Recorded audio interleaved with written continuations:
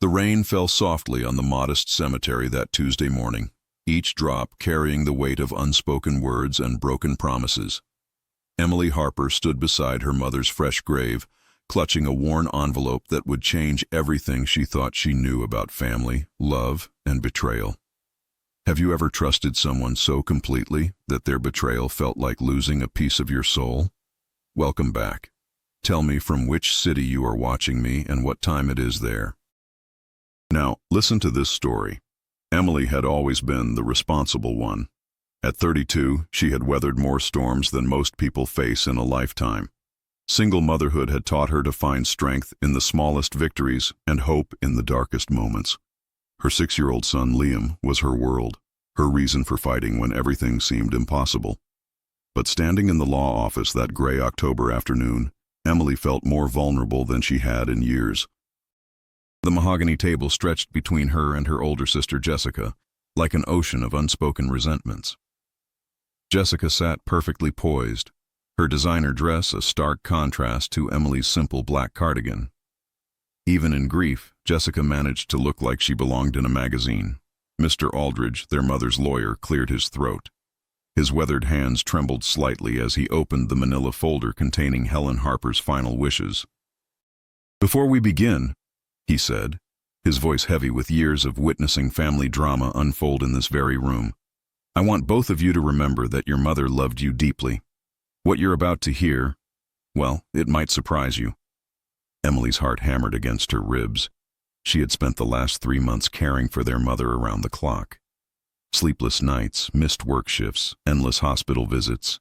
Jessica had visited twice, both times staying less than an hour. The estate, Mr. Aldridge continued, is valued at approximately $450,000. The number hung in the air like smoke. Emily's mouth fell open. Their mother had worked as a seamstress her entire life. She lived in a tiny 2-bedroom house and drove a car older than Emily herself. Where had this money come from? Jessica's perfectly manicured fingers drummed against the table. $450,000? She repeated, her voice sharp with calculation. Mother never mentioned. "Your mother was a very private woman about her finances," Mr. Aldridge explained. "She invested wisely over the decades, small amounts consistently. She wanted to ensure her daughters would be secure."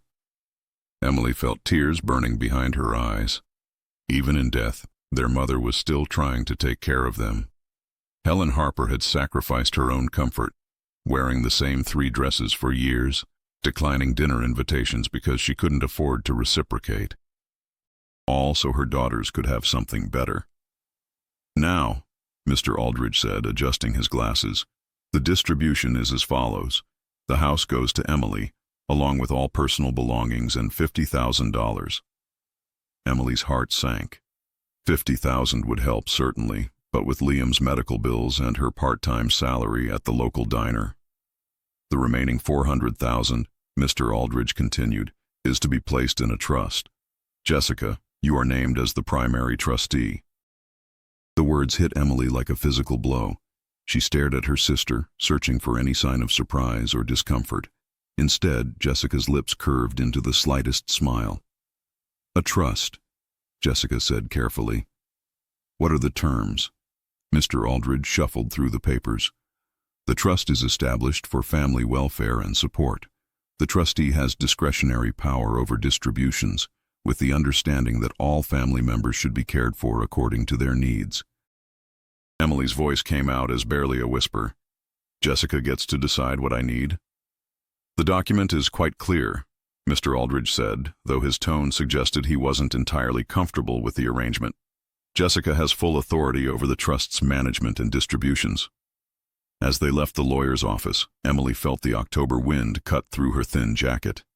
Jessica walked ahead, her high heels clicking confidently against the sidewalk. "Jess," Emily called out. "We should talk about this." Jessica turned, and for a moment Emily saw something familiar in her sister's eyes. The same look she'd had as a child when she wanted something Emily possessed. Hungry, calculating. "What's to discuss?" Jessica said. "Mother made her wishes clear. She trusted me to manage the money responsibly." but I was the one who took care of her," Emily said, hating how desperate she sounded. "I quit my full-time job. I slept in hospital chairs for weeks. I held her hand when she died. And I was there emotionally," Jessica replied smoothly. "I listened to her fears, her regrets. I understood what she really needed, which was more than just someone to change her bedsheets." The cruelty in Jessica's voice struck Emily speechless. She watched her sister climb into her luxury sedan and drive away, leaving Emily alone in the parking lot with nothing but questions and a growing sense of dread. That night, Emily sat at her kitchen table staring at the legal documents. Liam was asleep, his breathing soft and steady from the next room. The house felt impossibly quiet, as if even the walls were holding their breath. She thought about her mother's final weeks. Helen had been confused sometimes, mixing up names and dates, but she had always recognized Emily, always squeezed her hand when the pain got too bad. "You're my good girl," Helen had whispered one night when the morphine made her voice thick and strange. "You've always been my good girl." Had Helen really intended for Jessica to control the entire inheritance, or had something happened that Emily didn't understand? The next morning brought the first in a series of small humiliations. Emily arrived at the diner for her shift to find her manager, Mrs. Peterson, waiting with an uncomfortable expression. "Emily, honey," Mrs. Peterson said, "I heard about your mother's passing. I'm so sorry for your loss." "Thank you," Emily replied, tying her apron. "I'm ready to get back to work."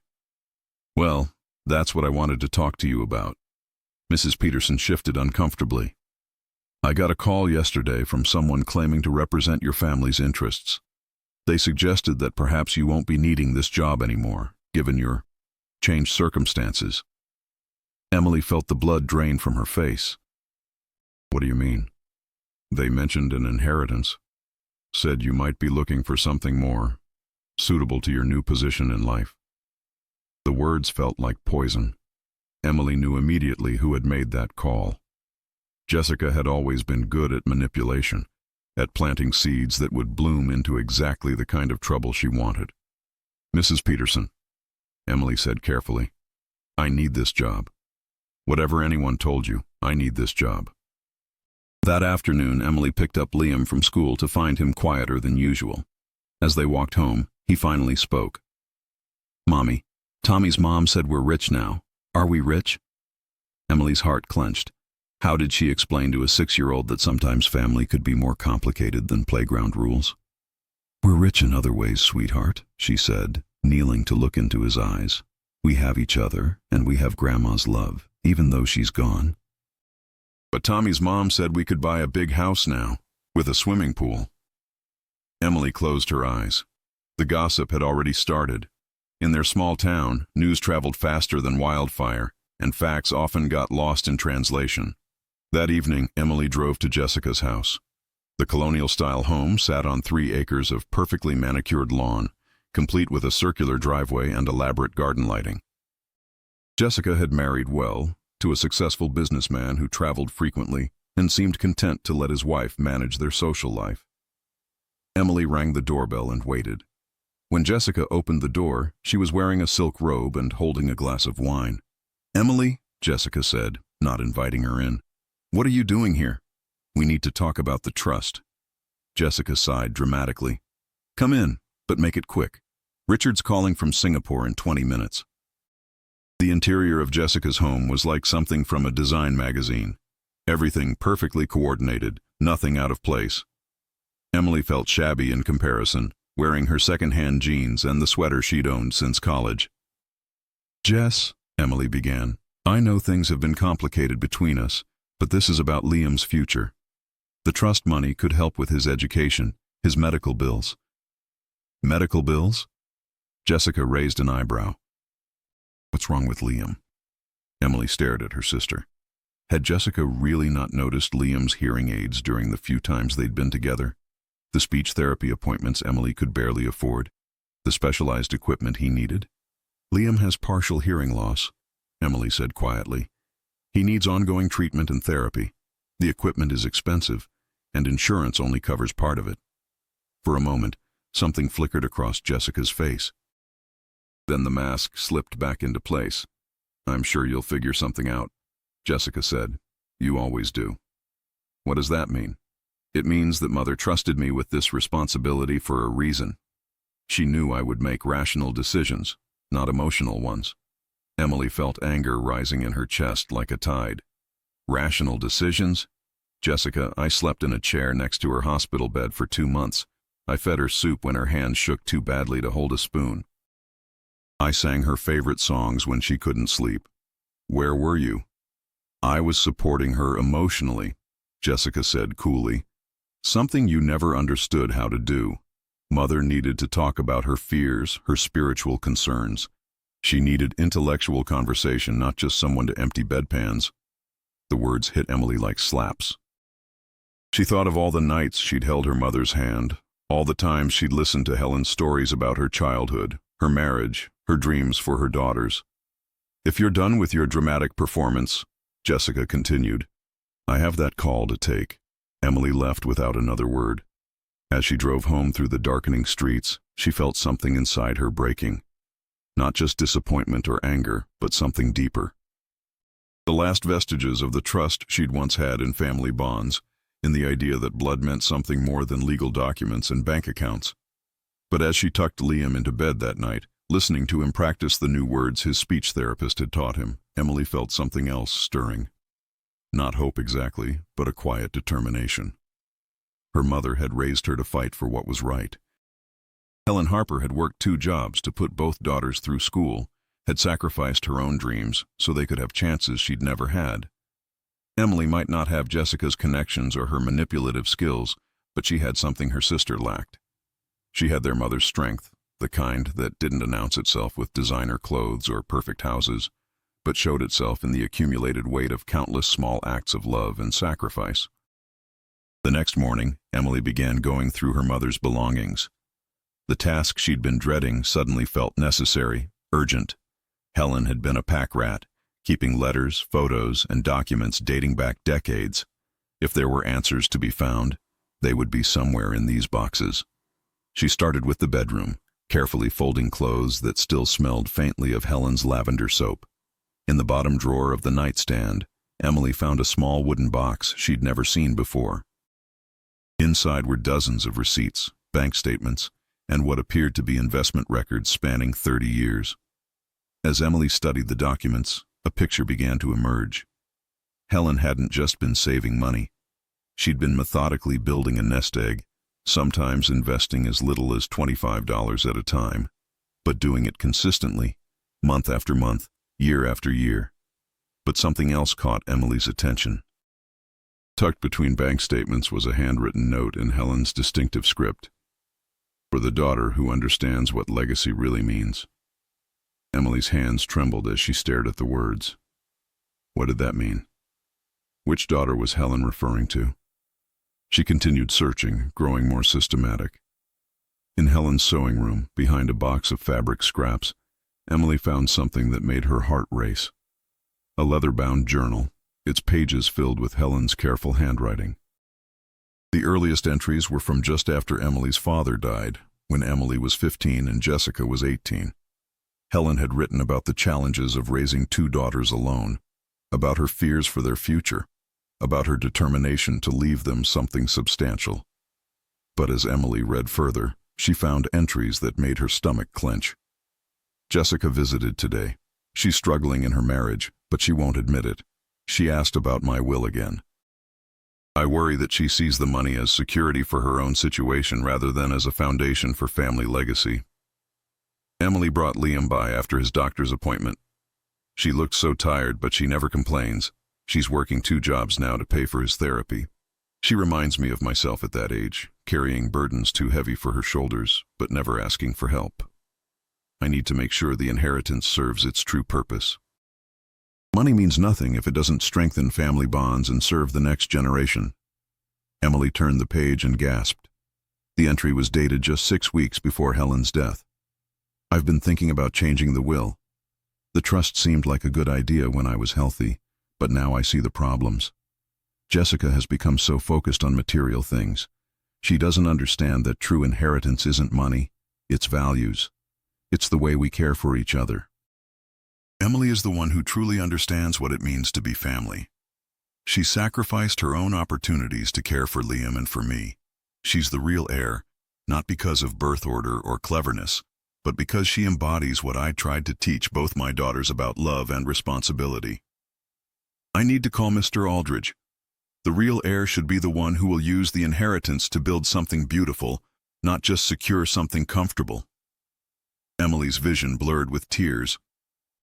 Her mother had intended to change the will. But Helen had died before she could make the call. Or had she? Emily raced to the phone and dialed Mr. Aldridge's office. His secretary informed her that he was in court but would call back. Emily spent the rest of the day in an agony of hope and uncertainty. When Mr. Aldridge finally called that evening, his voice was cautious. "Emily, I understand you have some questions about your mother's intentions."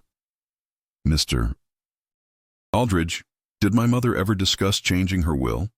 In the weeks before she died?" There was a long pause. "Emily, I want to be very careful here. What I can tell you is that your mother did call my office 3 times in her final month. She left messages saying she wanted to discuss updating her documents. But she never came in. Unfortunately, her condition deteriorated before we could schedule an appointment. The will she signed 2 years ago remained in effect." Emily felt her heart sinking until Mr. Aldridge continued. "However, there is something else. Your mother mentioned that she wanted to leave a letter explaining her final wishes. A letter that would clarify the true intent behind the inheritance." "A letter? Where is it?" "I don't know. She said she was going to hide it somewhere you would find it, Emily. Somewhere that would make sense to you but not to anyone else." After hanging up, Emily returned to the boxes with renewed energy. She searched through every piece of paper, every book, every hiding place she could imagine. Hours passed. Liam fell asleep on the couch beside her, exhausted from helping sort through his grandmother's treasures. It was nearly midnight when Emily remembered something that made her breath catch. Helen had always told her that the most important things were often hidden in plain sight. And there was one place Emily hadn't looked. One place that held special meaning for both of them. Helen's recipe box. Emily found it on a shelf in the kitchen, a modest tin container decorated with faded flowers. She'd looked through it earlier but hadn't examined it carefully. Now she pulled out each recipe card, checking the backs, looking for anything unusual.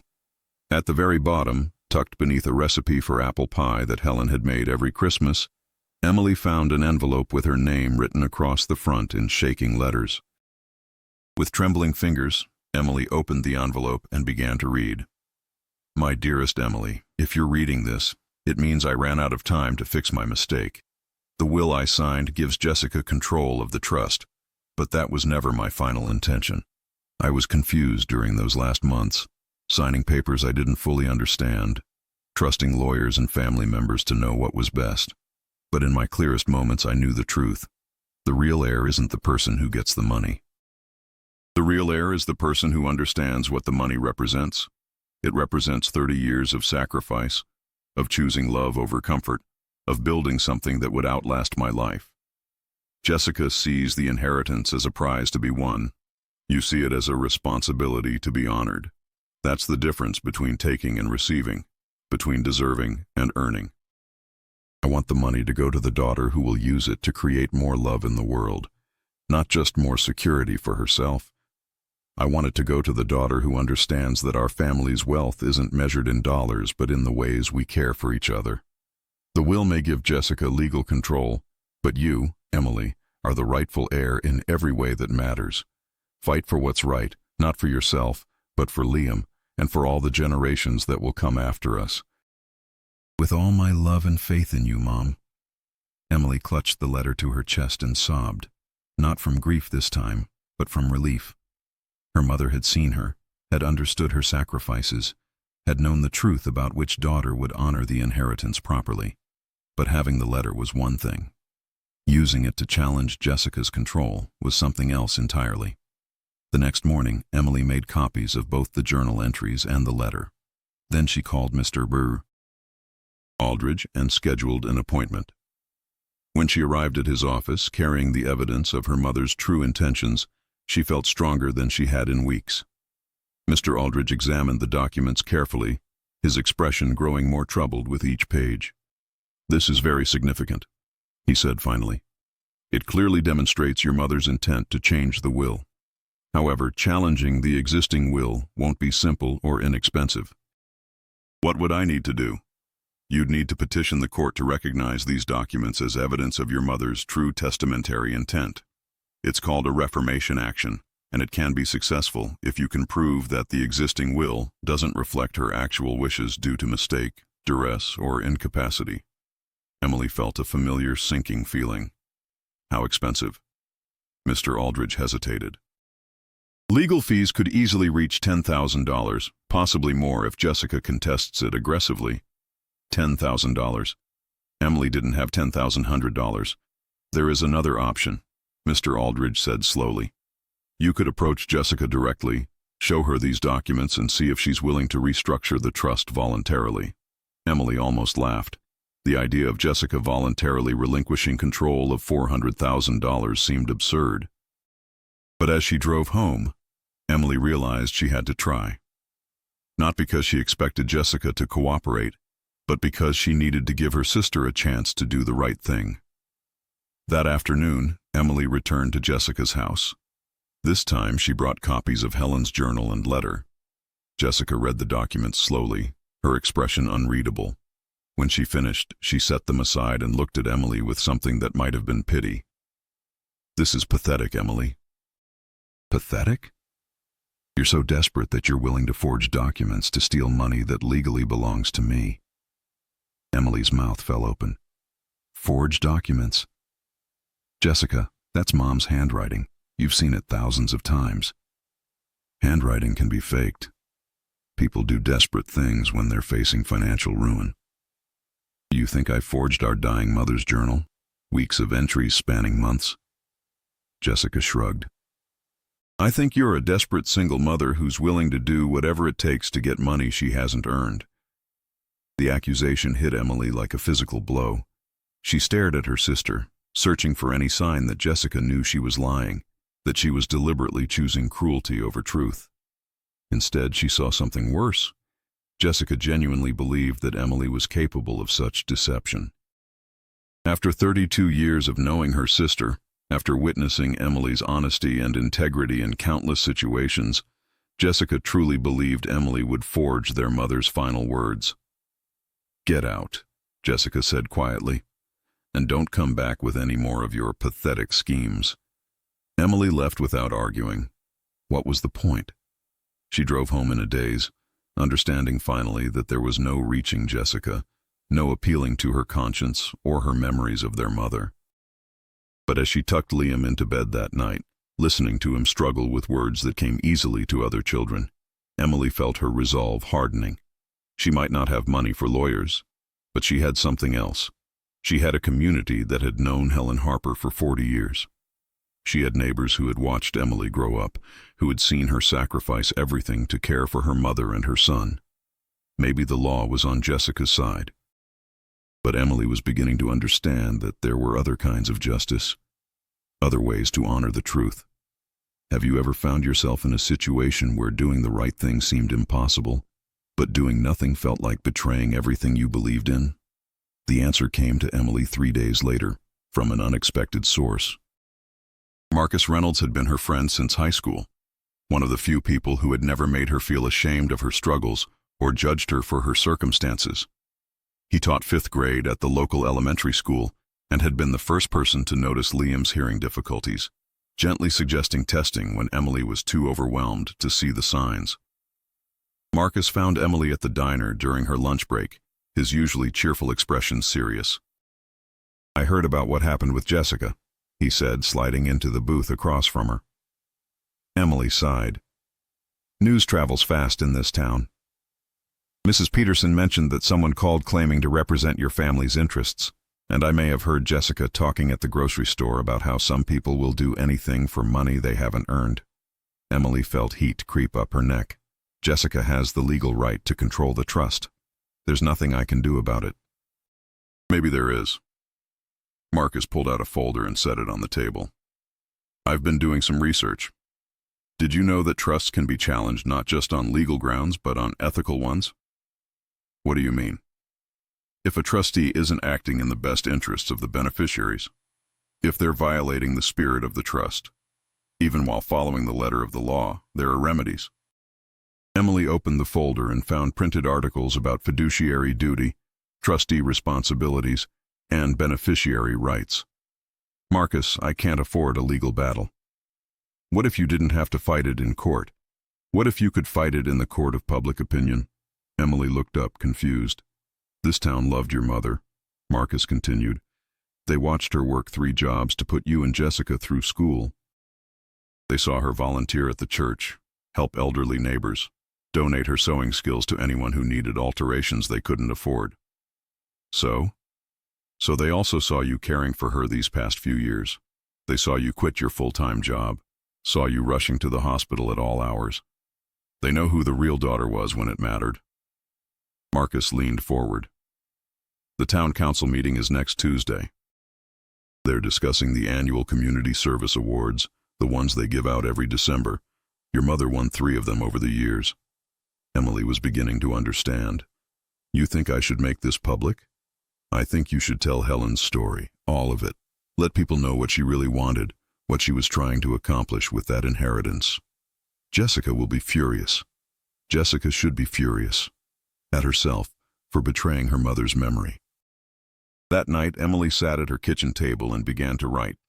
Not a legal brief or a formal complaint, but a simple story about a woman named Helen Harper who had worked her entire life to leave something meaningful for her daughters. She wrote about Helen's sacrifice, about the investment statements showing decades of careful saving. She wrote about the journal entries revealing Helen's true intentions. She wrote about a mother's final letter, hidden in a recipe box, pleading for her inheritance to be used to create love rather than security. Most importantly, she wrote about what the inheritance represented. Not just money, but a mother's faith that her daughters would carry forward her values of service, sacrifice, and family loyalty. When Emily finished, she had 5 pages that she knew would change everything. Publishing them would mean declaring war on Jessica, abandoning any hope of family reconciliation, accepting that their relationship might never recover. But as she looked at the photos of her mother scattered across the table, Emily knew she didn't have a choice. Some battles were worth fighting not because you could win, but because losing without fighting was a betrayal of everything you claimed to believe.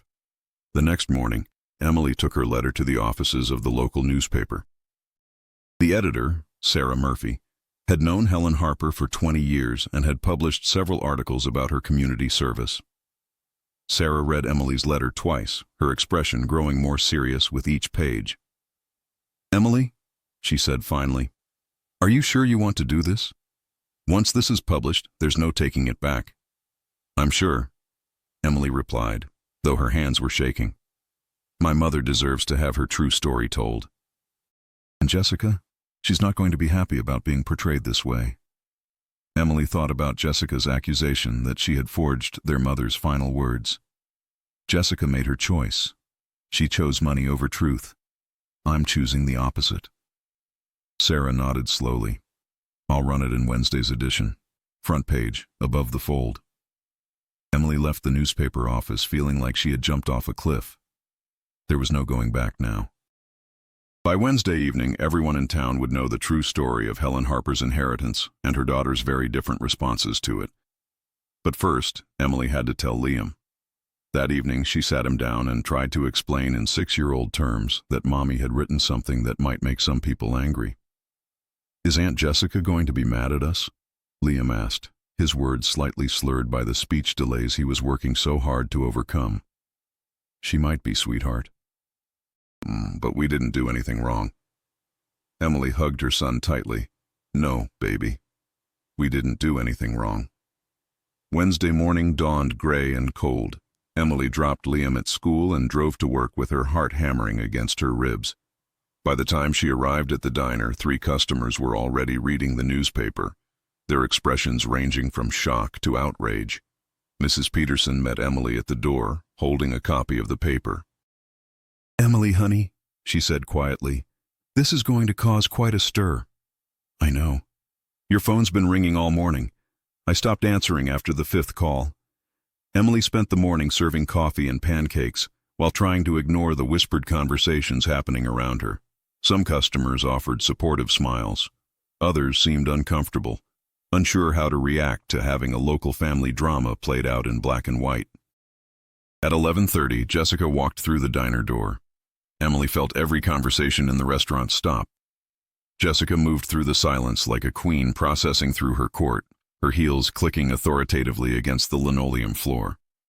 "We need to talk," Jessica said when she reached the counter where Emily was wiping down coffee cups with shaking hands. "I'm working. Now." Mrs. Peterson appeared at Emily's elbow. "Take your break, honey. Take as long as you need." Emily followed Jessica out to the parking lot where her sister's luxury sedan gleamed like armor. "How dare you?" Jessica said, her voice low and venomous. "How dare you drag our private family business into public like this?" "It stopped being private when you decided to steal Mom's inheritance." "I didn't steal anything. I have legal documents giving me authority over the trust." "Documents you manipulated Mom into signing when she was sick and confused." Jessica's mask slipped for just a moment, and Emily saw something that looked like guilt flicker across her face. Then it was gone. "You have no proof of that. I have Mom's journal. I have her letter. I have 30 witnesses who saw how you treated her during her final illness. You have the desperate fantasies of a single mother who can't accept that she wasn't the favorite daughter." The words were designed to hurt, and they succeeded.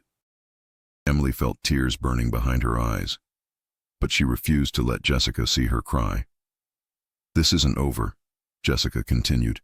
"You want to fight this publicly? Fine. But don't expect me to play fair. I have resources you can't imagine, and I will destroy you if you try to steal what's legally mine." Jessica climbed into her car and drove away, leaving Emily standing in the parking lot with the taste of fear in her mouth. That afternoon brought a parade of visitors to Emily's small house. Neighbors, former classmates, members of Helen's church congregation. Some came to offer support. Others came to satisfy their curiosity about the family drama that had become the talk of the town. But the visitor who mattered most came just after Emily had put Liam to bed. Marcus stood on her front steps holding a manila folder and wearing the expression he got when he'd discovered something important. "You need to see this," he said without preamble. Emily led him into the kitchen and made coffee while Marcus spread documents across the table. "After your letter was published, I got a call from Janet Morrison. You remember Mrs. Morrison? She used to work at First National Bank." Emily nodded. Mrs. Morrison had been Helen's banker for 15 years. "Janet retired last year, but she remembered your mother very well. She said Helen came in about 6 weeks before she died, very upset, asking about how to change the beneficiary on her trust account." Emily's pulse quickened. What did she tell her? That changes to estate planning documents had to go through her lawyer, not the bank. But here's the interesting part. Helen asked Janet to document their conversation in writing. She said she was worried about her memory, worried she might not be able to follow through with her intentions. Marcus pulled out a photocopy of a bank memo. Janet made a note for Helen's file. It's dated exactly 3 weeks after Helen's last journal entry about changing her will. Emily read the memo with growing excitement. It detailed Helen's visit, her concerns about the existing will, and her clear statement that she wanted Emily to receive the bulk of the inheritance because Jessica was too concerned with material things, and Emily was the daughter who would honor the family values. "This proves Mom was trying to change the will right up until the end," Emily said. "It proves more than that. It proves she was mentally competent and had specific reasons for wanting to make changes. That strengthens the case that the existing will doesn't reflect her true intentions." Emily felt a surge of hope, followed immediately by the familiar despair about legal costs. "Marcus, even with this evidence, I still can't afford to fight Jessica in court. Maybe you won't have to." Marcus pulled out another document. "I also talked to Tom Bradley at the courthouse. He said something interesting. Apparently Jessica filed paperwork Monday to liquidate some of the trust assets. She's converting investments to cash." Emily frowned. Why would she do that? Good question. Tom said it was unusual because the investments were performing well. There's no financial reason to liquidate unless you need immediate access to cash. Or unless you're planning to move the money somewhere else. They stared at each other as the implications sank in. She's going to disappear the money, Emily said quietly. She's going to liquidate everything and put it somewhere I can't touch it. Marcus nodded grimly. That's what it looks like. Emily felt panic rising in her chest. If Jessica moved the money out of state or into accounts that Emily couldn't trace, her mother's inheritance could be gone forever. How long do I have? Tom said the liquidation orders would process by the end of the week. After that, Marcus shrugged helplessly. 3 days. Emily had 3 days to find a way to stop Jessica from making Helen's inheritance disappear forever. That night, Emily lay awake staring at the ceiling until dawn crept through her bedroom windows. She had bank memos proving Helen's intent to change her will. She had journal entries showing Helen's true feelings about which daughter deserved the inheritance. She had a letter written in Helen's own hand explaining her final wishes. But she had no money for lawyers, no way to get an emergency court order, no legal mechanism to stop Jessica from liquidating assets she had every legal right to control. By Thursday morning, Emily had made a decision that frightened her almost as much as losing the inheritance itself. She was going to take her case directly to the community, not through newspaper articles or private conversations, but in the most public forum available. The town council meeting was scheduled for 7 o'clock that evening. Emily had never spoken at a council meeting in her life, had never stood up in front of 50 people and demanded they listen to her problems. But she was about to. Emily spent Thursday afternoon writing and rewriting what she wanted to say. She practiced in front of her bathroom mirror until her voice stopped shaking. She called Mrs. Peterson and asked for the evening off, explaining that she was going to fight for her son's future in the only way left available to her. At 6:30, Emily walked into the town hall carrying a folder of documents and wearing the same black dress she had worn to Helen's funeral. Liam was staying with Marcus, who had volunteered to babysit and provide moral support. The meeting room was more crowded than usual, filled with faces Emily recognized from the diner, the grocery store, her mother's church. Word had spread about what she was planning to do, and people had come to witness the confrontation between Helen Harper's daughters. Jessica was there too, sitting in the front row with her husband Richard and what appeared to be a lawyer. She looked confident, prepared for battle. Emily took a seat in the back and waited for the public comment period. Her hands shook as she reviewed her notes one final time. Everything she had prepared seemed inadequate now, too emotional, too personal for this formal setting. When Mayor Davidson called for public comments, Emily stood up on legs that felt like water. "Emily Harper," she said, her voice barely audible. "I'd like to speak about community values and what we owe to the people who built this town." As she walked to the front of the room, Emily felt the weight of 50 pairs of eyes following her movement. Jessica's expression was unreadable, but her lawyer was taking notes. Emily reached the podium and looked out at the sea of faces, some friendly, some curious, some uncomfortable with being drawn into a family dispute. "Most of you knew my mother, Helen Harper," Emily began, her voice growing stronger. "You knew her as a seamstress, a volunteer, a woman who would alter your daughter's prom dress for free if you couldn't afford to pay for it." Nods and murmurs of recognition rippled through the crowd. "What you might not have known is that my mother spent 30 years carefully saving money, investing small amounts month after month, so that she could leave something substantial for her daughters. Not just money, but a foundation for carrying forward the values she lived by." Emily took a breath and continued. "When Mom died 6 weeks ago, she left behind an inheritance of $450,000. Money that represents 30 years of sacrifice, 30 years of choosing to help others instead of buying herself new clothes or a newer car." She could see people calculating in their heads, understanding for the first time the magnitude of Helen's sacrifice. "According to her will, that money was placed in a trust controlled by my sister Jessica. The intent was for the money to support the family, to be used according to need and to honor Mom's memory." Emily paused and looked directly at Jessica. Instead, My sister has filed paperwork to liquidate the entire trust by tomorrow evening, converting investments to cash that can be moved out of state and out of reach. Gasps and murmurs filled the room. Jessica's face flushed red, but she remained seated. I stand before you tonight not to ask for your pity, but to ask for your help in honoring my mother's true intentions. Emily opened her folder and pulled out copies of Helen's journal and letter. These documents, written in my mother's own hand during her final illness, make clear that she wanted to change her will. She wanted the inheritance to go to the daughter who would use it to create more love in the world, not just more security for herself. She began reading selected passages from Helen's journal, her voice steady now, carrying clearly to every corner of the room. Emily is the one who truly understands what it means to be family.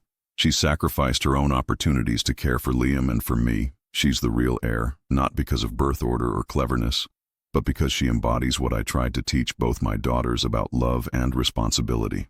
The room was completely silent now. Emily could see tears in several people's eyes. I'm not asking you to choose sides in a family dispute, Emily continued. I'm asking you to help me preserve what Helen Harper worked her entire life to create.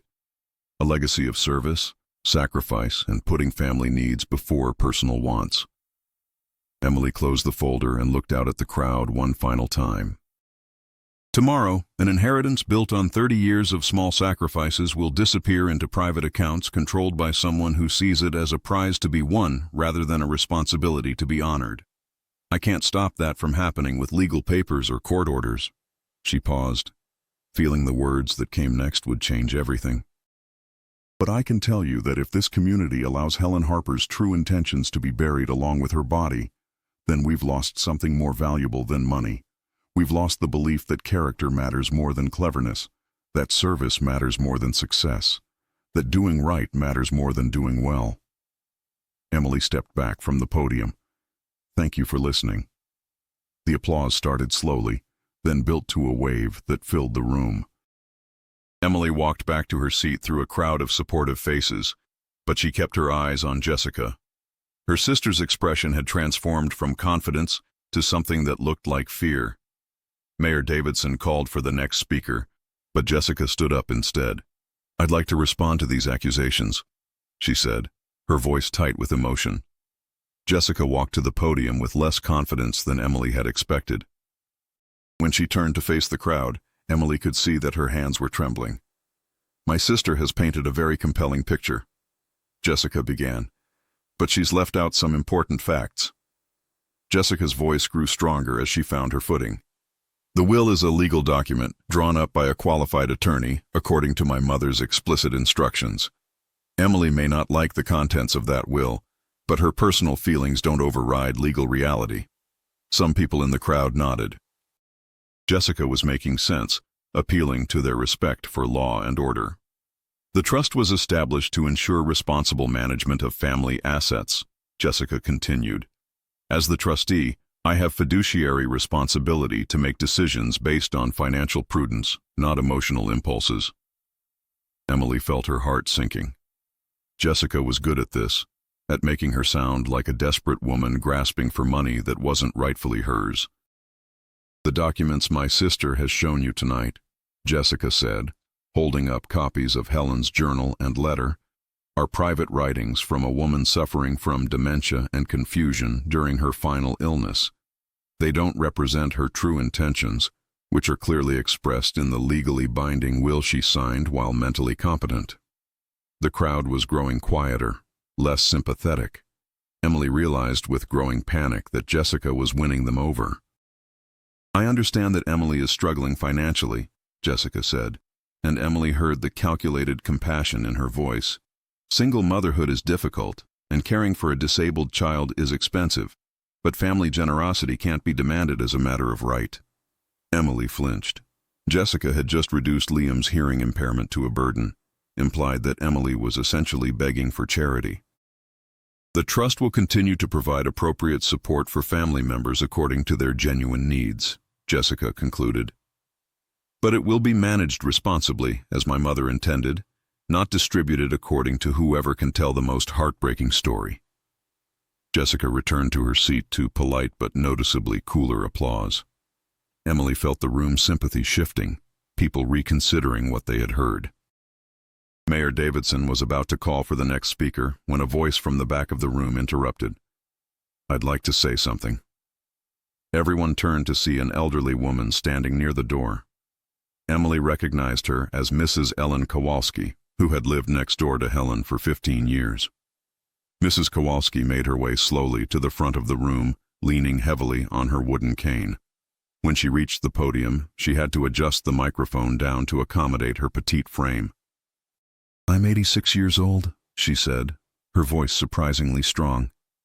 "I've lived in this town for 60 years, and I knew Helen Harper better than almost anyone here." Mrs. Kowalski turned to look directly at Jessica. "I want to tell you about the last conversation I had with your mother." Emily held her breath. She had no idea what Mrs. Kowalski was about to say. It was about 2 weeks before Helen died. She came over to my house, which was unusual because she was so weak by then. She was crying, which was also unusual because Helen wasn't a woman who cried easily. Mrs. Kowalski's voice grew stronger. "She told me she had made a terrible mistake with her will. She said she had trusted the wrong daughter to handle her inheritance, that she was afraid Jessica would use the money for herself instead of helping Emily and that precious little boy." The room was completely silent now. Helen asked me what she should do. I told her to call her lawyer, to fix the mistake while she still could. She said she had tried, but she was running out of time and energy. Mrs. Kowalski turned back to face the crowd. Helen Harper spent her last weeks on Earth worried that her life's work would go to the daughter who didn't understand its true value. She died believing she had failed to protect the daughter who had sacrificed everything to care for her. Emily felt tears streaming down her face. "Now, Mrs. Kowalski said, I've heard Jessica claim that Helen was confused during her final illness. Let me tell you something about Helen's mind in those last weeks. She was clear enough to worry about her grandson's future. She was clear enough to regret her mistakes, and she was clear enough to know which of her daughters had truly been there when it mattered." Mrs. Kowalski stepped away from the podium and began the slow walk back to her seat. As she passed Jessica's row, she stopped. "Your mother loved you, Jessica, but she died disappointed in you. I thought you should know that." The silence that followed was deafening. Emily looked at Jessica and saw something she had never seen before in her sister's face. Shame. Jessica stood up abruptly and walked out of the meeting, followed by her husband and lawyer. The sound of the door slamming echoed through the room like a gunshot. Mayor Davidson called for order, but the meeting had essentially ended. People began filing out, many stopping to speak with Emily, offering support and sharing their own memories of Helen. Mrs. Kowalski was one of the last to leave. She approached Emily with tears in her eyes. "Your mother was my dearest friend," she said quietly. "I promised her I would speak up if Jessica tried to steal what rightfully belongs to you and that boy." Emily hugged the elderly woman. "Thank you. I don't know what would have happened without your testimony." "Helen is watching, Mrs. Kowalski said. "She's proud of you for fighting for what's right." Emily left the town hall feeling emotionally drained but oddly hopeful. She had done everything she could to honor her mother's memory and protect her son's future. Now she had to wait and see if it would be enough. Friday morning brought an unexpected phone call. Mr. Aldridge sounded energized in a way Emily had never heard before. "Emily, I've been fielding calls all morning from people who attended last night's meeting. The community response has been remarkable." "What do you mean?" "I mean I've had 5 different people offer to contribute to a legal fund to help you challenge the trust. And that's not the most interesting part." Emily's pulse quickened. "What's the most interesting part?" "Jessica called this morning. She wants to meet." Emily felt her stomach clench. "What does she want?" "She didn't say, but she's asked me to arrange a meeting for this afternoon before the trust liquidation is finalized." "Emily, I think last night's meeting may have accomplished something that months of legal maneuvering couldn't have." That afternoon, Emily found herself back in Mr. Aldridge's office, sitting across from Jessica at the same mahogany table where this nightmare had begun 6 weeks ago. Jessica looked different, Her perfect composure was cracked, her designer clothes somehow less armor-like than they had seemed before. She avoided making eye contact with Emily, focusing instead on the legal papers scattered across the table. "I've been thinking about Mom's letter," Jessica said finally, "and the journal entries." Emily waited, not trusting herself to speak. "I want you to know that I never intended to go against her true wishes," Jessica continued. "When I took control of the trust, I genuinely believed I was doing what she wanted. And now?" Jessica finally looked up. "Now I'm not sure what she wanted. But I'm sure about what she needed from us as daughters, and I don't think either of us gave her enough of that." Emily felt something loosening in her chest. Not forgiveness exactly, but a recognition of shared regret. "I've instructed Mr. Aldridge to restructure the trust," Jessica said quietly. "The principal amount will be divided equally between us, $225,000 each." Emily's eyes widened. "Jessica, I never wanted to take it all. I just wanted... You wanted fairness. You wanted our mother's true intentions to be honored. You were right to want that." Jessica gathered her papers and stood to leave. At the door, she turned back. "I did love her, Emily. I know I didn't show it the way you did, but I loved her." "I know," Emily said. She knew too. That evening, Emily sat at her kitchen table with a cup of coffee and a stack of banking papers, trying to process the reality of having $225,000 in her account. Enough to secure Liam's future, to pay for his therapy and education, to honor Helen's sacrifices in the way she had intended. But the money wasn't what filled Emily with the deepest satisfaction. It was the knowledge that her mother's true character had been recognized and honored by the community that had known her best. Liam was in bed, exhausted from a day spent processing the news that his college fund was now fully secured, that his hearing aids and speech therapy would never again be limited by his mother's paycheck. Emily pulled out a pen and began writing a letter she had been composing in her head for weeks. "Dear Mom, today, 6 weeks after you died, your true intentions were finally honored. Not by lawyers or judges, but by neighbors who remembered your kindness, friends who understood your values, and a community that recognized the difference between taking and receiving. Jessica and I will never be as close as we once were, but we've found our way to a place that honors your memory. She's not the villain I made her out to be, and I'm not the victim I sometimes felt like. We're both your daughters, flawed and human, trying to figure out how to carry forward what you taught us about love and responsibility. Liam is thriving. The speech therapy is helping, and he's starting to read chapter books. He has your artistic talent and your gentle spirit. He asks about you every day, and I tell him stories about the grandmother who loved him enough to work 3 jobs so he could have opportunities she never had.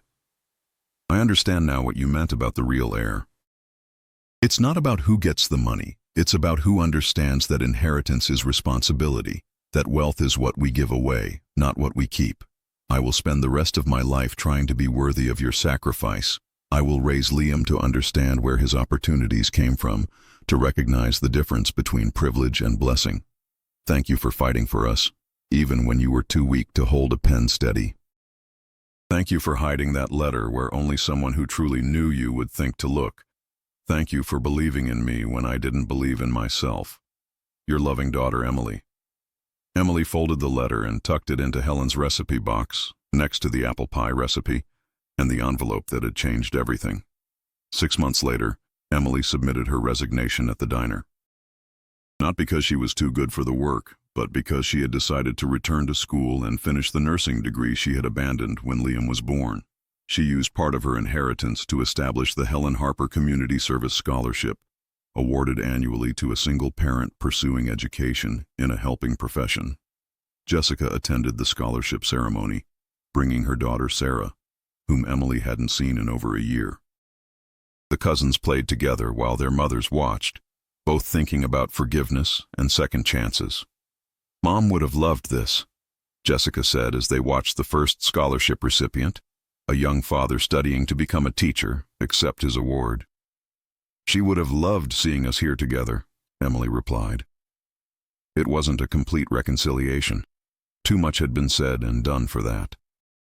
But it was a beginning, a recognition that family bonds are stronger than money and more valuable than being right. That night, Emily tucked Liam into bed and listened to him read aloud from his favorite book. His words came clearly now, the result of months of intensive therapy that Helen's inheritance had made possible. "Mom," Liam said as Emily turned off his light, "do you think Grandma can see us?" Emily looked out the window at the stars scattered across the October sky. "I think she can see everything that matters, sweetheart." "What matters?" Emily kissed his forehead. "That we're taking care of each other, that we're using her gifts to build something beautiful, that we remember her not just with sadness, but with gratitude for everything she gave us." As Emily turned to leave, Liam called out one more question. "Mom, are we rich now?" Emily paused in the doorway, thinking about Helen's journal entries, about Mrs. Kowalski's testimony, about a community that had chosen character over convenience. "Yes, sweetheart," she said. "We're rich in all the ways that matter." 1 year after Helen's death, Emily graduated from nursing school with honors. She found work at the same hospital where her mother had spent her final weeks, caring for patients whose families faced the same exhaustion and fear Emily had navigated alone. On her first day, she wore Helen's small gold cross necklace and carried a photo of her mother in her uniform pocket. When overwhelmed family members thanked her for small acts of kindness, Emily would think about inheritance and legacy, about the ways love multiplies when it's shared rather than hoarded. She had learned that being the rightful heir isn't about what you receive, but what you give. It's about understanding that true wealth lies not in what we accumulate, but in what we pass forward. Helen Harper had left her daughters more than money. She had left them a model of how to live with purpose, how to sacrifice without resentment, how to build something lasting from small daily acts of love. Emily was still learning to be worthy of that inheritance. But every day, as she cared for others the way her mother had cared for her, she felt Helen's presence guiding her hands and strengthening her heart. The real inheritance, Emily understood now, wasn't $450,000. It was the knowledge that love, properly invested, yields returns that last for generations. If this story is moving you, don't forget to like and subscribe, because your support allows us to keep sharing stories like this. Years from now, when Liam has children of his own, Emily will tell them about their great-grandmother Helen, about a woman who worked 3 jobs and saved $25 at a time because she believed in building something bigger than herself. She will explain that wealth isn't about having enough money to buy whatever you want, but about having enough love to give whatever is needed. And she will show them Helen's recipe box, still sitting on the kitchen shelf, still holding the letter that taught Emily the difference between taking and receiving, between deserving and earning, between being named in a will and being called to a legacy. The apple pie recipe is there too, written in Helen's careful handwriting, calling for ingredients that can be measured in cups and tablespoons. But the most important recipe Helen left behind cannot be measured or quantified. It is the formula for turning sacrifice into blessing, for transforming hardship into hope, for creating inheritance that enriches not just bank accounts but human hearts. Emily uses that recipe every day. Have you ever lived through or known someone who went through something similar? Have you faced moments when doing the right thing required risking everything you thought you wanted? Have you discovered that the most valuable inheritances can't be deposited in banks, but must be lived out in daily choices? Share your thoughts in the comments below. Your experiences matter, and they help create a community where stories like Helen's and Emily's can inspire others facing similar challenges. But Emily's story didn't end with graduation day, or even with the scholarship ceremony. Life, as Helen had always taught her, was about the daily choices you make when no one is watching, about the person you become through countless small acts of character. 2 years after the inheritance battle, Emily received a phone call that would test everything she had learned about forgiveness and family bonds. Jessica was in the hospital, and she was asking for Emily. The call came on a Tuesday evening, just as Emily was helping Liam with his homework. His reading skills had improved dramatically, and she watched with pride as he sounded out complex words that would have been impossible for him just years before. The voice on the phone belonged to Richard, Jessica's husband, and it was shaky with exhaustion and fear. Emily, I'm sorry to call so late. It's Jessica. She's in the hospital and, well, she's been asking for you. Emily felt her world tilt slightly. Despite the tentative peace they had found, she and Jessica had maintained careful distance over the past 2 years. They exchanged Christmas cards and attended the annual scholarship ceremony together, but their relationship remained polite rather than warm. What happened? Emily asked, already reaching for her car keys. Car accident. She's stable, but... Richard's voice broke. The doctors say she has some spinal injuries. They're not sure yet if she'll walk again. Emily arranged for Marcus to stay with Liam and drove through the night to the regional medical center 3 hours away. As she navigated empty highways under a canopy of stars, she thought about her mother's words from the journal. True inheritance isn't money, it's values. It's the way we care for each other. She found Jessica in intensive care, connected to monitors and machines that beeped softly in the quiet room. Her sister's face was pale and drawn, making her look younger and more vulnerable than Emily had ever seen her. "You came," Jessica whispered when Emily entered the room.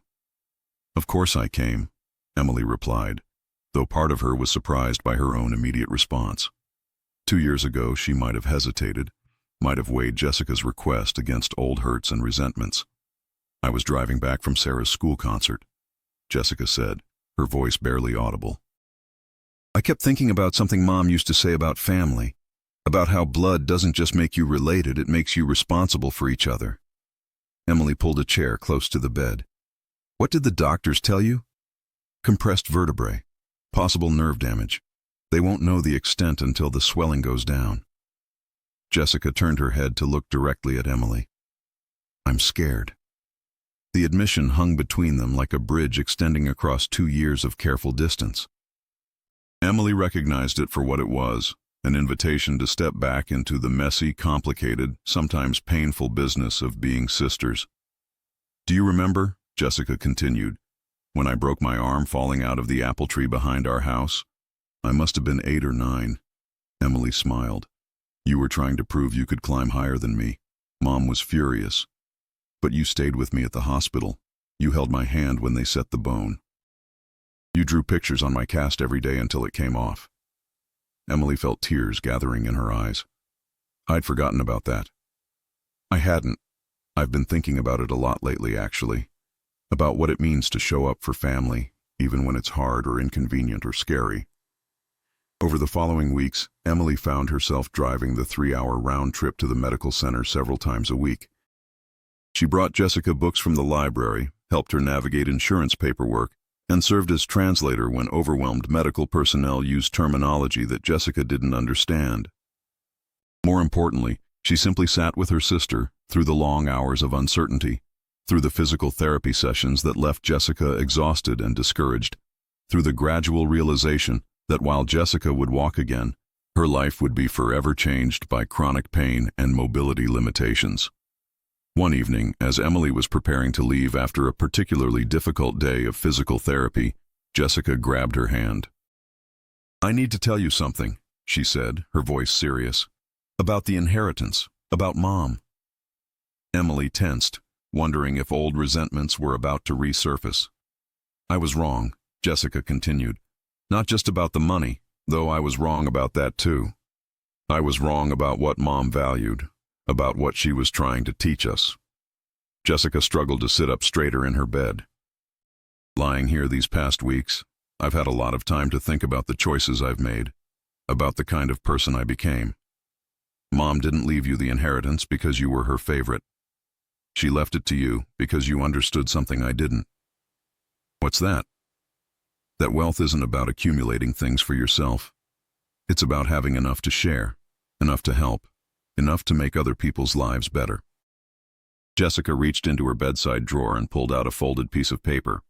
"I've been working on something with my lawyer. I want to contribute more to the scholarship fund. Not just a one-time donation, but a permanent endowment." Emily looked at the document Jessica handed her. It was a legal commitment to contribute $100,000 over 5 years to the Helen Harper Community Service Scholarship Fund, with the explicit goal of expanding it to help more single parents pursue education in helping professions. "Jessica, You don't have to. Yes, I do. This is what Mom was trying to tell us in every choice she made, that we have a responsibility to use whatever we've been given to help others who are struggling the way we once struggled. Emily felt something shift in her chest, a loosening of tension she hadn't even realized she'd been carrying. This wasn't just about money or even about forgiveness. This was about recognition, about Jessica finally understanding the values their mother had tried to instill in both of them. The scholarship expansion ceremony took place the following spring, on a beautiful May afternoon when Helen's favorite lilac bushes were in full bloom. Jessica attended in a wheelchair, still recovering from her accident, but determined to be there. They announced 5 new scholarship recipients that year, including a grandmother pursuing a degree in social work and a young father studying to become a pediatric nurse. As Emily watched these deserving students accept their awards, she felt her mother's presence more strongly than she had since the day Helen died. After the ceremony, Jessica and Emily sat together on a bench overlooking the small memorial garden that had been planted in Helen's honor behind the library. Sarah and Liam were playing together nearby, their laughter mixing with the sound of wind chimes and the gentle splash of a small fountain. "Do you think we finally got it right?" Jessica asked, watching their children play. Emily considered the question. They had both made mistakes, both caused each other pain, both struggled to understand what their mother had been trying to teach them about love and responsibility. "I think Mom would say we're still learning," Emily replied. "But maybe that's the point. Maybe being worthy of an inheritance isn't about being perfect. It's about being willing to keep trying, even when it's hard." Jessica nodded slowly. "She used to tell us that the best inheritance parents can leave their children isn't money in the bank. It's the knowledge of how to love well. And how to forgive well, too," Emily added. They sat in comfortable silence for a while, watching their children and thinking about the complicated geography of family love, about how the shortest distance between two hearts isn't always a straight line. Later that evening, Emily found herself back in her mother's kitchen, now her kitchen, preparing dinner for Liam and thinking about the day's events. The recipe box still sat on its shelf, still holding Helen's final letter, alongside decades of handwritten instructions for everything from apple pie to Christmas cookies to the perfect meatloaf. But Emily had added her own contributions over the years. Liam's favorite pancake recipe, written in her careful handwriting. Instructions for the special birthday cake they made together every year on Helen's birthday. A collection of family stories and memories that she was saving for the day when Liam would have children of his own. As she stirred the soup that was simmering on the stove, Helen's recipe, modified slightly for Liam's dietary needs, Emily reflected on the strange alchemy of inheritance, the way love and values and family traditions get passed down not through legal documents, but through countless small moments of care and attention. The phone rang, interrupting her thoughts. It was Marcus, calling to check on how the ceremony had gone. "It was beautiful," Emily told him. "Jessica and I had a long talk afterward. I think we're finally understanding what Mom was trying to tell us." "Which was?" Emily paused, ladling soup into bowls and thinking about the question. "That the most valuable things we inherit can't be calculated in dollar amounts. They have to be lived out, day after day, choice after choice." "Speaking of which," Marcus said, and Emily could hear the smile in his voice, "I have some news. I've been offered a position as principal at the elementary school. They want to restructure the special education program, create more resources for kids with hearing impairments and speech delays." Emily felt a surge of excitement. "Marcus, that's wonderful. You'll be amazing at that." "I hope so. I keep thinking about how much difference the right support made for Liam. Every child deserves that kind of advocacy." After they hung up, Emily reflected on the interconnected nature of positive change, the way one person's good fortune could ripple outward to benefit an entire community. Helen's inheritance had secured Liam's future, but it had also funded scholarships for other struggling parents, created opportunities for children with disabilities, and even inspired Jessica to become a better version of herself. That night, as she tucked Liam into bed, Emily asked their usual bedtime question. "What are you grateful for today?" "The scholarship kids," Liam said without hesitation. and that Aunt Jessica is getting better, and that Grandma Helen would be proud of us." Emily kissed his forehead. "Why do you think she'd be proud?" Liam considered this seriously, as he did most questions. At 8 years old, he had developed a thoughtfulness that sometimes surprised adults. "Because we're taking care of people," he said finally. "Like she did, like you do at the hospital, like the scholarship people will do when they finish school." Emily felt her heart swell with pride and love.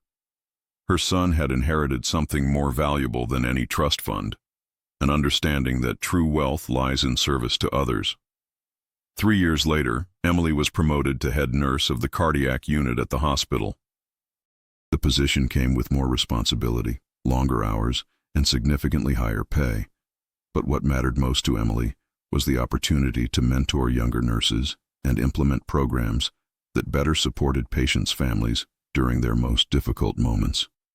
She used her mother's inheritance wisely over those years, not just for Liam's education and therapy, but to establish a small emergency fund that helped families facing medical crises. When parents couldn't afford to stay in hotels near the hospital, Emily's fund covered their expenses. When children needed specialized equipment that insurance wouldn't cover, the fund filled the gap. The fund operated quietly, without fanfare or recognition.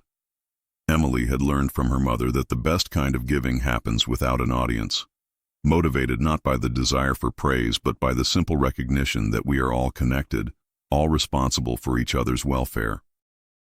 Jessica, meanwhile, had channeled her own recovery into advocacy work for people with spinal injuries. Her legal background and personal experience made her an effective spokesperson for disability rights, and she had begun working with lawmakers to improve accessibility requirements and insurance coverage for adaptive equipment. The sisters had found their way to a relationship that honored both their shared history and their individual paths forward. They weren't as close as they had been in childhood before ambition and resentment had driven wedges between them. But they had built something better, a mature partnership based on mutual respect and shared commitment to their mother's values. The 4th annual Helen Harper Scholarship Ceremony was held on a perfect autumn afternoon, with golden leaves creating a natural canopy over the outdoor venue. 20 students received awards that year, representing the program's steady growth and the community's ongoing commitment to supporting single parents in pursuit of better lives. Emily delivered the keynote address, speaking about the difference between temporary assistance and transformational support. "My mother understood that the best help doesn't just address immediate needs," she told the audience. "It creates opportunities for people to build better futures for themselves and their families." Every scholarship recipient here today represents not just one life changed, but countless lives that will be touched by their service in years to come. After the ceremony, Emily and Jessica walked together through the memorial garden, now expanded to include benches donated by scholarship recipients and their families. A small plaque near the fountain read, "In memory of Helen Harper, who taught us that love multiplies when shared." "I've been wondering something," Jessica said as they paused near their mother's memorial bench. "Do you think we would have found our way to this place without the inheritance battle? Without all the pain and anger and public confrontation?" Emily considered the question. Maybe not. Maybe we needed to go through that to understand what Mom was really trying to teach us. "You mean about forgiveness? About everything? About responsibility and generosity and what it really means to be family?" Emily sat down on the bench and looked up at the sky, where the first stars were beginning to appear. "I think Mom knew that we both had lessons to learn. Maybe the inheritance crisis was her way of making sure we learned them." Jessica joined her on the bench. "You think she planned it all along?" "I think she trusted that we would eventually figure out how to love each other better, even if it took a crisis to get us there." They sat together in comfortable silence, watching the last wedding photographs of the day being taken near the rose bushes that Jessica had donated in their mother's memory. "I have something for you," Jessica said suddenly, reaching into her purse. She pulled out a small wrapped package. "It's Mom's birthday next week, and I wanted to give this to you before then." Emily unwrapped the gift carefully. Inside was a small silver locket she remembered from childhood, one that Helen had worn on special occasions but had put away years ago when the chain broke. I had it repaired, Jessica explained, and I put something inside. Emily opened the locket to find two tiny photographs, one of Helen holding infant Liam in the hospital, and one of Emily and Jessica as young children, arms around each other, smiling at the camera. I thought you should have it, Jessica said. You're the one who carries on her legacy every day. Emily felt tears gathering in her eyes. Thank you. But you carry it on too, you know. In different ways, but just as importantly. As they walked back to their cars, Emily reflected on the strange grace of second chances, on the way family love can survive even the deepest wounds if people are willing to keep trying. 5 years after Helen's death, Emily received a letter that would have made her mother proud. It came from Dr. Sarah Chen, the first recipient of the Helen Harper Scholarship, who was now completing her residency in family medicine. Dear Mrs. Harper, the letter began, I wanted you to know that I've accepted a position at a community health center serving low-income families. The scholarship that made my education possible has now enabled me to provide care for hundreds of people who otherwise wouldn't have access to quality health care. But more than that, your mother's story has shaped how I practice medicine. I remember the speech you gave the day I received my scholarship, about how the best inheritance isn't money but values. I try to live that every day in how I treat patients and their families. I'm writing because I wanted you to know that I've established a small fund at the health center to help families who can't afford medications or medical equipment. I think of it as my way of paying forward the gift your mother gave me through your family's generosity. Helen Harper never met me, but her legacy changed my life and will now touch the lives of countless others. Please know that her investment in me has multiplied far beyond anything she could have imagined. Emily read the letter aloud to Liam that evening, as had become their tradition with updates from scholarship recipients. At 11 years old, he was old enough to understand the ripple effects of generosity, the way one person's kindness could spread outward through communities and generations. Mom, he said afterward, do you think Grandma Helen can see all the good things that came from her money? Emily thought about the question as she tucked the letter into the expanding file of correspondence from scholarship recipients. Teachers, nurses, social workers, counselors, all people who were now serving others because Helen Harper had saved quarters and dollar bills for 30 years. I think she can see what matters, Emily replied. I think she can see that love and sacrifice aren't wasted when they're invested in the right things. That night, Emily sat down at her kitchen table and began writing her own letter, one she would add to the recipe box alongside her mother's final message. Dear Liam, she wrote, by the time you read this, you'll probably be grown, maybe with children of your own. I want you to know the story of your inheritance, not just the financial one, but the more important legacy your great-grandmother left for all of us. Helen Harper was an ordinary woman who did extraordinary things through the accumulation of small daily choices. She chose service over comfort, generosity over security, love over fear. She understood that true wealth isn't measured in what you accumulate, but in what you give away. Your inheritance includes money, yes, but more importantly, it includes the knowledge that you come from people who believed in building something bigger than themselves. You come from a tradition of service, of caring for others, of using whatever gifts you've been given to make the world a little better. Whatever you choose to do with your life, remember that the most valuable inheritance you can leave your own children isn't financial security but moral clarity. Teach them what your great-grandmother taught us, that we are all responsible for each other, that love multiplies when it's shared, and that the best way to honor the gifts you've received is to pass them forward. With all my love and faith in your future, Mom. Emily folded the letter and placed it in the recipe box, knowing that someday, when Liam was ready, he would find it alongside his great-grandmother's words and understand the full weight and privilege of his inheritance. 10 years after Helen's death, the scholarship program had evolved into something neither Emily nor Jessica could have envisioned.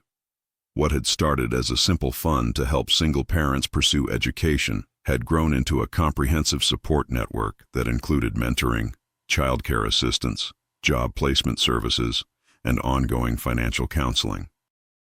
The program had helped over 100 families, and many of the early recipients had returned as volunteers and donors, creating a self-sustaining cycle of giving and receiving. Emily, now the director of nursing at the hospital, had been invited to speak at conferences about innovative approaches to healthcare accessibility and family support. Jessica had successfully lobbied for state legislation mandating better insurance coverage for adaptive equipment and had established her own foundation focused on disability advocacy. But the moment that would have made Helen proudest came during the 10th annual scholarship ceremony, when Liam, now 16 and preparing for his own college applications, delivered a speech about the obligation that comes with privilege. "I've grown up surrounded by people who believe that what you receive in life creates a responsibility to give back," he told the audience.